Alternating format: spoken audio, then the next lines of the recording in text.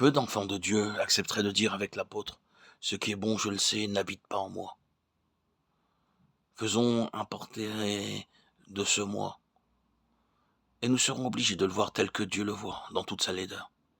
Sans doute alors serons-nous prêts à employer le moyen que Dieu indiquera pour nous en délivrer. Les assises de la vie de l'homme naturel sont la volonté propre, l'égoïsme, la confiance en soi et l'orgueil. Sur ces 4 pierres de base s'élève notre formidable moi. Et les pierres qui constituent l'édifice pourraient être appelées l'amour-propre, l'indulgence envers soi-même, la recherche de la satisfaction personnelle, la susceptibilité, la suffisance, l'affectation, l'ostentation, l'affirmation du moi et bien d'autres encore. Cette description vous correspond-elle? Est-elle vraie ou non? Si nous examinons notre propre vie, ne sommes-nous pas obligés de confesser qu'à tel ou tel moment nous avons laissé libre cours à ces manifestations du moi?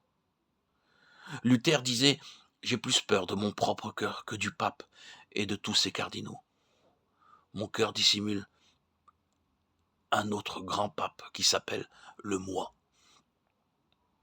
Que va-t-il faire de celui qui a usurpé la place du Seigneur? Dieu a déclaré clairement ce qu'il en a fait.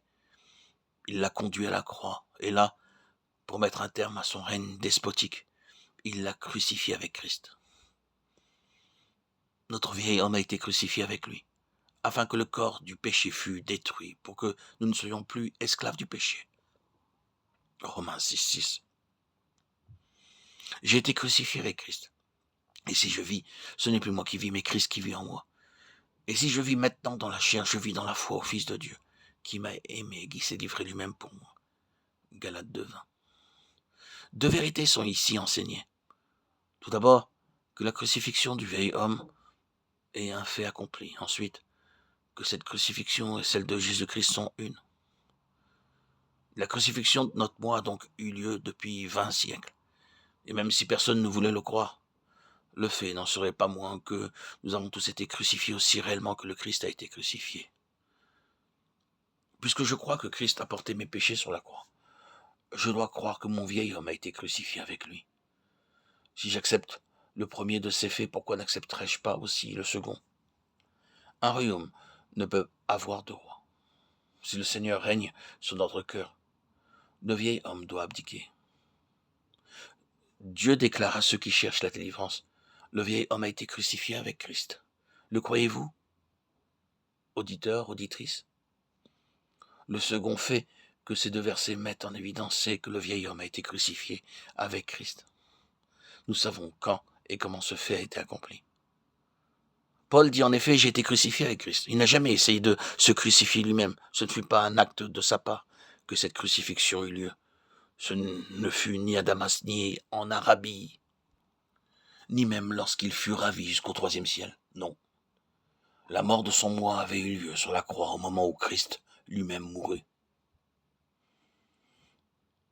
Il nous est facile de comprendre cette vérité si nous nous rappelons que Dieu considère chaque homme en Adam ou en Christ. Il voit la race humaine en ces 2 représentants. Quand Adam est mort, la race humaine entière mourut avec lui.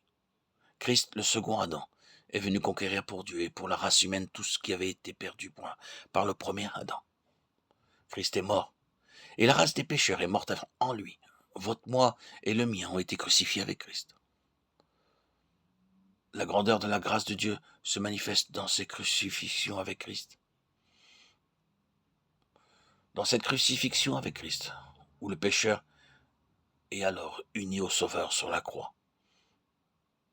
Il n'est plus besoin que d'une foi entière de la part de l'homme pour faire de cette crucifixion une glorieuse réalité dans son expérience